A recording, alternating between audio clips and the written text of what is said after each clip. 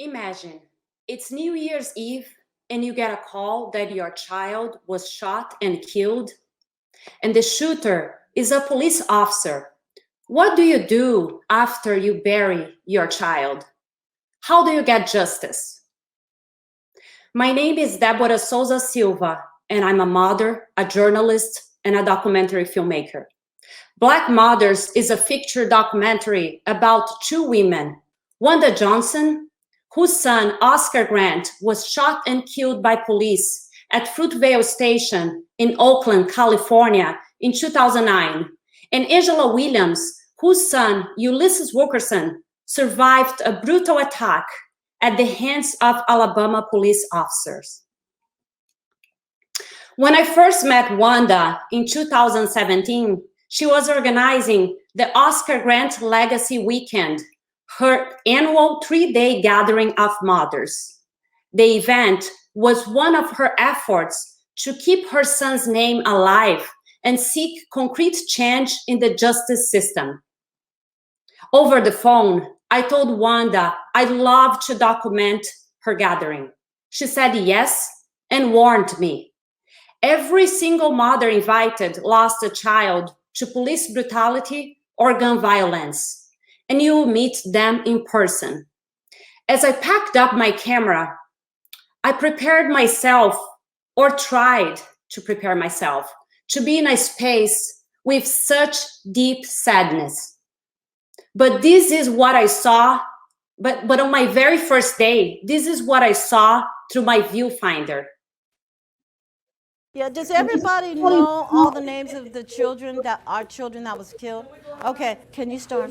I'm Marion Gray Hopkins, and my son was Gary Hopkins Jr., who was murdered by the police, unarmed, no drugs, no alcohol, at the age of 19.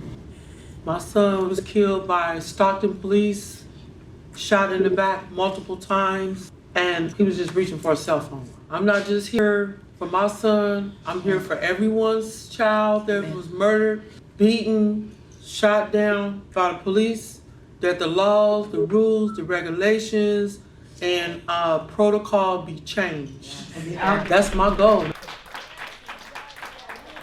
Nobody's gonna know your child's name unless you say something. If you don't say nothing about it, they will not know. Many of us say, well, how come your child's name is known?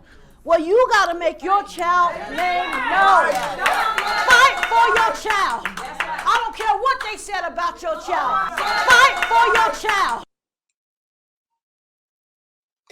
I arrived to that space expecting only grief, but what I also saw through that weekend was the mother's power, resourcefulness, and agency.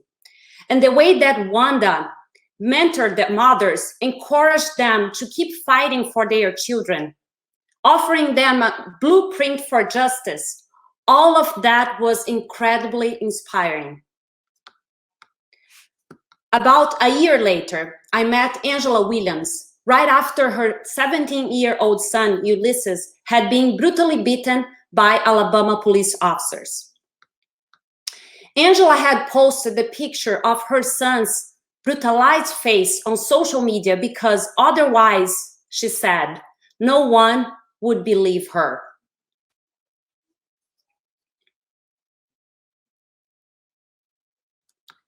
Angela's story was widely covered at first, but just a few weeks later, by the time I got there, the media was gone. No one was covering the aftermath of Angela's story, no one but me.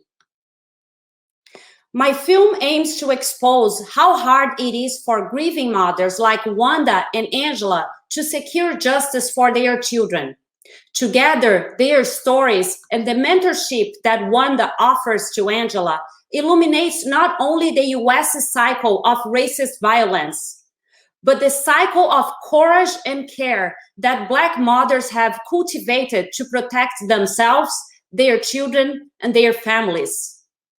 Ultimately, I want my film to show the agency of these mothers as a way to offer a path to our communities towards healing, justice, and joy in resistance.